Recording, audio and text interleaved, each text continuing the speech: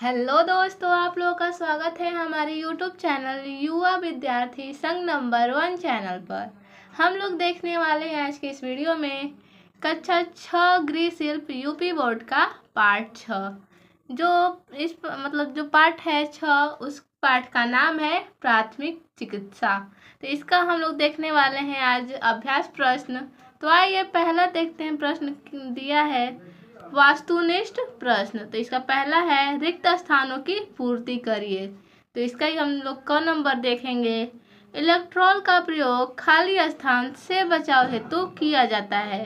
तो इलेक्ट्रॉल का प्रयोग किससे बचाव हेतु किया जाता है? तो इसका हो जाएगा उत्तर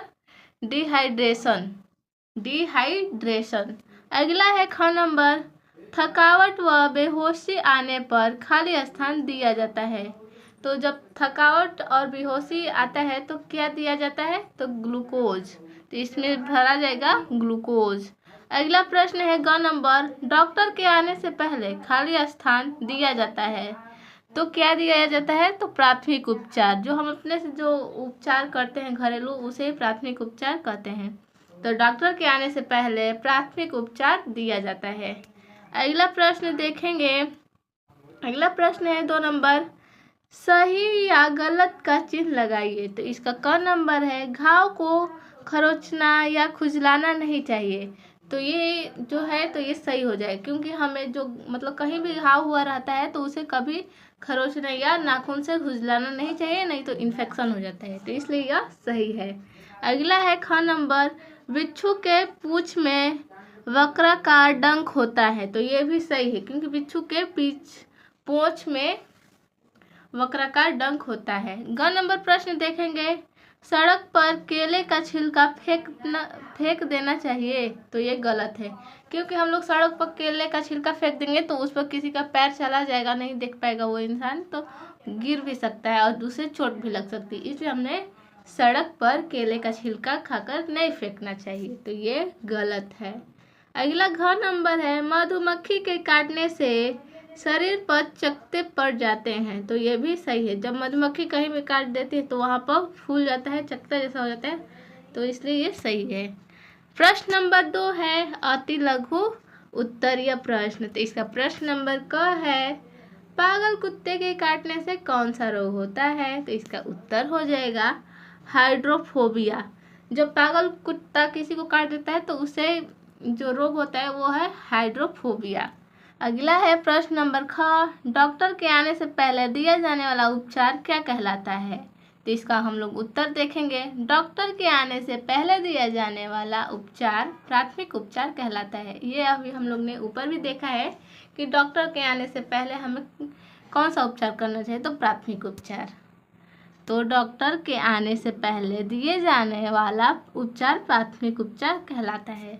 अगला प्रश्न देखेंगे, प्रश्न नंबर 3 लघु उत्तरीय प्रश्न। इसका प्रश्न नंबर क है, प्राथमिक चिकित्सा पेटी से आप क्या समझते हैं?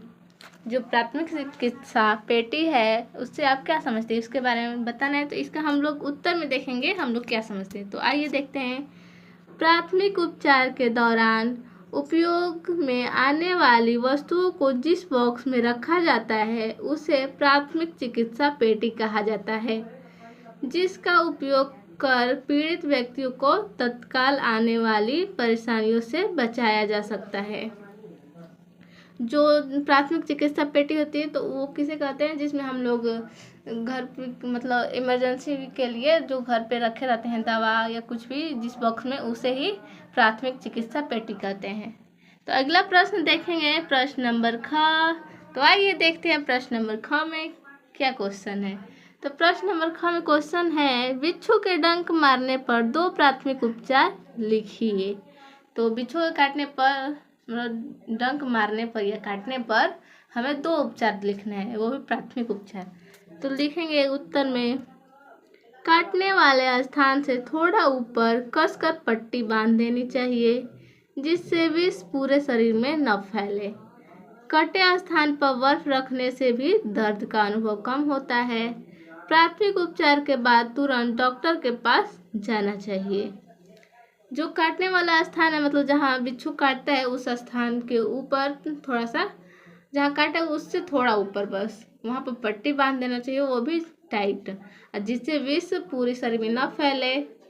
और जहाँ काटा है उस स्थान पर बर्फ रखने से दर्द कम हो जाता है और प्राथमिक उपचार के बाद तुरंत डॉक्टर के पास ले जाना चाहिए। अगला प्रश्न देखेंगे, प्रश्न नंबर 4। तो प्रश्न नंबर 4 में है दीर्घ उत्तरीय प्रश्न। तो इसका हम लोग क नंबर प्रश्न देखेंगे।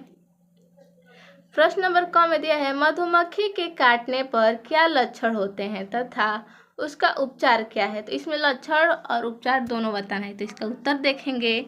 लक्षण, मधुमक्खी के काटने से बहुत पीड़ा होती है, मतलब पीड़ा मतलब दर्द। मधुमक्खी के काटने से बहुत पीड़ा होती है, जलन होती है, चकत्ते पड़ जाते हैं, डंक की नोक शरीर में रह जाती है जिससे विष फैलने से उस स्थान पर सूजन हो जाती है। और उपचार में देखेंगे, कटी जगह को स्प्रेट या साबुन से धोना चाहिए, डंक को नुकीली चीज से निकालना चाहिए, घर हल्का अमोनिया या नौसादर और चूना बराबर मात्रा में लेकर लगाना चाहिए। जो जहाँ कटी जगह है, मतलब कटी जगह को स्प्रेट या साबुन से धोना चाहिए, डंक को नुकीली चीज़ से निकालना चाहिए और घर हल्का अमोनिया या नौसादर और चूना बराबर मात्रा में लेकर लगाना चाहिए। ठंडा और गर्म सेव देना लाभदायक होता है। रोगी को प्राथमिक उपचार के बाद डॉक्टर के पास ले जाना चाहिए। अगला प्रश्न देखेंगे, प्रश्न नंबर ख। तो जो प्रश्न नंबर ख है वो है, सांप के काटने पर आप क्या उपचार करेंगे। जब हमें सांप काट दे तो हमें क्या उपचार करना चाहिए, तो उसके ही बारे में लिखना है। तो आइए हम लोग इसके उत्तर देखते हैं। सांप काटे व्यक्ति को सोने न दिया जाए। जिस व्यक्ति को सांप काटते उसे उसे सोना नहीं देना चाहिए। तो वही यहाँ पर लिखा गया है, सांप काटे व्यक्ति को सोने न दिया जाए और उत्तेजित भी न होने दे। काटे गए स्थान से ऊपर सामाल, टाई या जूते के फीते या अन्य उपयुक्त वस्तुओं से कसकर बांध देना चाहिए। मतलब काटे स्थान, जिस जगह पर काटा रहता है सांप, वहाँ पर मतलब थोड़ा सा ऊपर समाल, टाई या जूते के फीते या अन्य उपयुक्त वस्तु से कसकर बांध देना चाहिए, जिससे शरीर में विष न फैल सके। सांप काटे व्यक्ति को फौरन डॉक्टर के पास ले जाना चाहिए। तो आज के लिए बस इतना ही था। तो मिलते हैं नेक्स्ट वीडियो में, तब तक के लिए धन्यवाद।